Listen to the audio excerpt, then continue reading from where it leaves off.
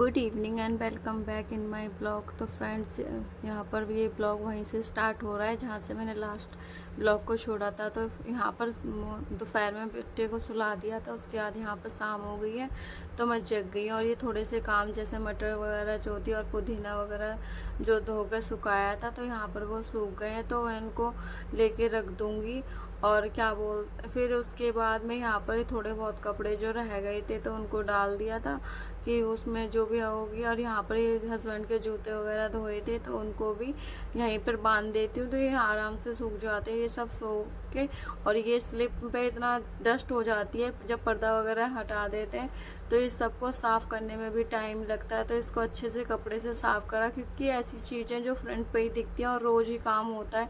तो फिर उसके बाद ये यहाँ पर पूरा इसको अच्छे से सैनिटाइज़र गिर गया था, उसको वापस से रखा। उसके बाद ये सिंक वगैरह जो हमारे रेगुलर यूज़ में होती है और कभी जैसे हम हैंड वॉश कर रहे हैं, बच्चा भी करता है सब, तो कभी बहुत ज़्यादा गंदी भी हो जाती है। उसके बाद मैंने इसको साबुन लगा के अच्छे से रगड़ कर धो दिया था, क्योंकि अच्छा सारी चीज़ें सफाई होती है तो देखने में भी अच्छा लगता है, फिर मेंटेन भी सब रहता है। तो इन सबको यहाँ से साफ़ करने के बाद फिर मैंने नीचे ये सारा यहाँ, और जब भी इसको ये छोटा है ना, मतलब जब साफ़ करते हैं तो पानी नीचे गिर ही जाता है। तो मैंने यहाँ पर अच्छे से, शाम भी हो गई थी, जग कर वो भी खेलेगा।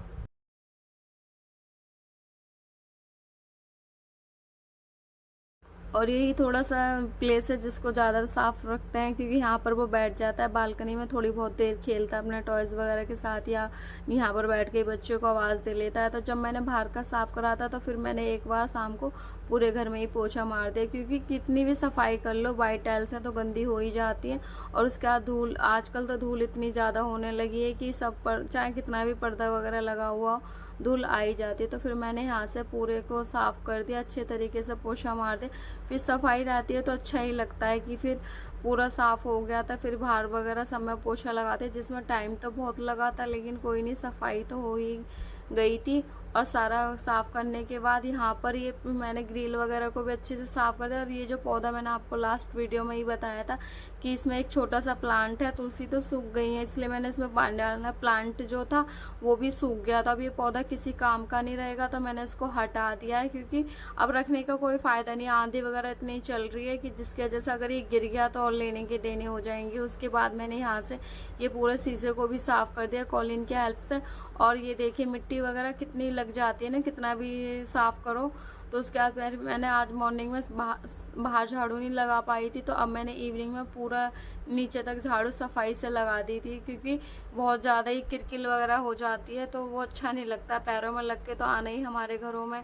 तो उसकी वजह से फिर यहाँ पर डस्टबिन वगैरह में सब कूड़ा वगैरह डालकर अच्छे से, और पर्दे को थोड़ी देर खुला रख दिया था, क्योंकि चाहे भले ही हवा ना चल रही हो, घर में उमस सी हो जाती है, वो सब साफ़ हो जाएगी। तो फिर यहाँ पर हाथ मुँह वगैरह अच्छे से धोकर अपने आपको, क्योंकि गर्मी लगने लगी थी, अभी नहाएंगे तो थोड़ी देर में फिर वैसे ही हो जाएंगे, तो फिर मैं हाथ मुँह धो लेती हूँ, बाल वगैरह बना लेती हूँ, उसके बाद आ जाती हूँ किचन में, क्योंकि शाम हो गई थी, थोड़ी क्रेविंग भी हो जाती है कि कुछ ना कुछ खाना है। तो यहाँ पर ही बनाना बचा था तो मैं सोचती हूँ इसका जूस मैंगो बनाना शेक बना लेती हूँ। तो यहाँ पर मैं मिक्सी वगैरह निकालती हूँ, बनाना शेक की तैयारी कर लेती हूँ। और अब मैं बना के रख दूँगी, खैर अभी तो नहीं पियेंगे लेकिन थोड़ी देर उसको फ्रीज में रख दूँगी, क्योंकि आइस नहीं थी तो उसको ठंडा होने में टाइम लगा। और ये वही डिब्बियाँ हैं जो मैंने आपको दोपहर में बताई थी, मैं मार्केट से लेके आई थी। इनको धोकर सुखाकर अच्छे से साफ़ करके रख दिया था।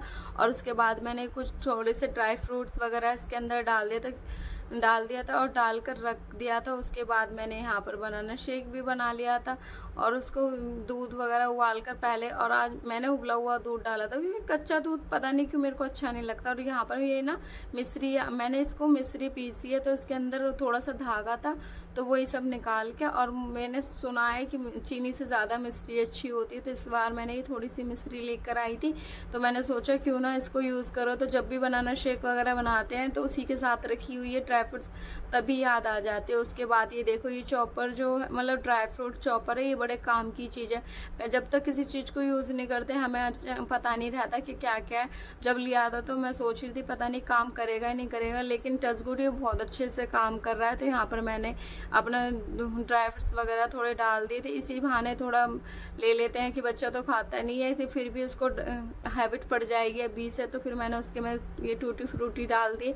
इसको ये थोड़ी बहुत कांच की डिब्बी में दिख जाती है ना कि स्लिप पे रखे हुए, तो वो मांग भी लेता है कि मम्मी मेरे को ये दे दो। कभी ग्रीन बोलता है, कभी येलो बोलता है, ऐसे करके उसको कलर से नेम भी पता चल जाती है और शेप साइज के अकॉर्डिंग वो ले लेता है। उसके बाद यहाँ पर आके मैंने उसको जगाने की कोशिश करी, लेकिन उसको थोड़ी देर और सोना था, फिर मैंने उसको डिस्टर्ब नहीं करा। और शाम का भी टाइम हो गया था। मंदिर में ये थोड़ी सी मैंने क्लीन कर दिया मंदिर को, क्योंकि खिड़की खुली रह जाती है तो इस पर तो कुछ ना कुछ। और फिर रोज़ दिया जलाने की वजह से ये थोड़ा सा यहाँ से काला सा वो जल भी गया है। तो फिर यहाँ पर आज मंगलवार का दिन था, तो मैंने हनुमान जी को यहाँ पर प्रसाद मंदिर में भोग लगा दिया था और पूजा वगैरह करके मैंने यहाँ पर थोड़ा सा अपना शेक पी लिया था। वो तो भी मना कर रहा था और सो रहा था, तो इसलिए मैंने फिर अकेले पी लिया। उसके बाद फिर यहाँ पर बैठ गई मैं अपनी सब्जी वगैरह मटर वगैरह छीलने के लिए, क्योंकि अगर जब तक वो सो रहा है उस टाइम को यूज़ कर देते हैं। फिर वो जाग गया था और नीचे से पानी वाले भैया की आवाज़ आ रही थी, तो वो यहीं पर बोल रहा था पानी वाले भैया, पानी तो उसकी तो कोई सुनेगा नहीं। इसलिए मैंने उनको भैया को बोला कि भैया पानी लेकर आ जाइए। और यहाँ पर मैं उसके मुँह में चेक कर रही थी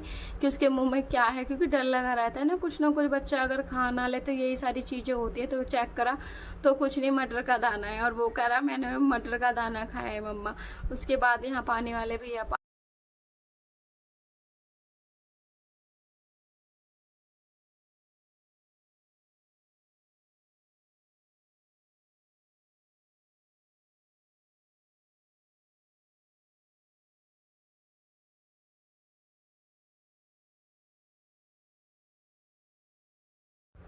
और यहाँ पर पानी वगैरह लेने के बाद फिर यहाँ पर मेरी सब्जियाँ भी छिल गई थी।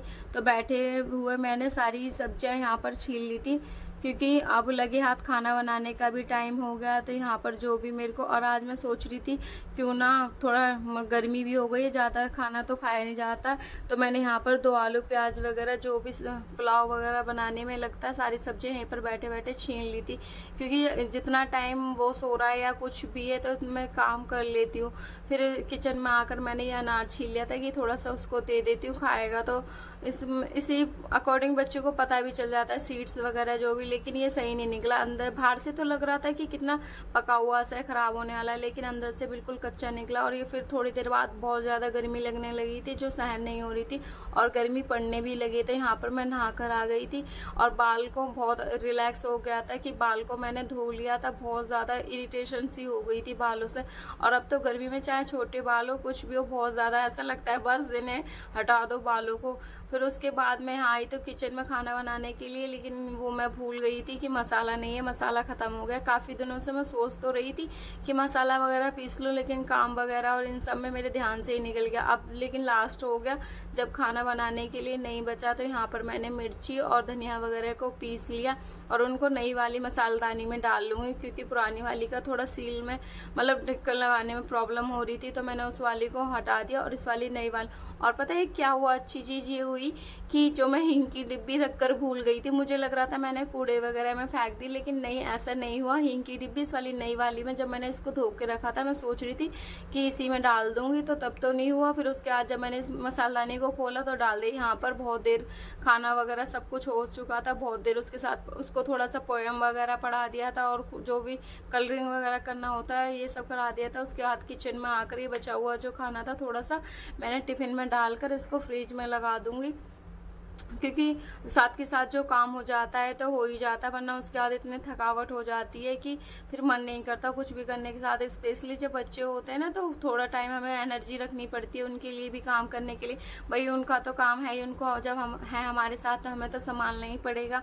उसके बाद ये सारे थोड़े बहुत बर्तन थे जो के थे, ये सब धो लिए थे और धोने के बाद फिर मैं सीधा किचन सोने के लिए लाइट वगैरह ऑफ कर दी थी। तो thank you for watching my blog.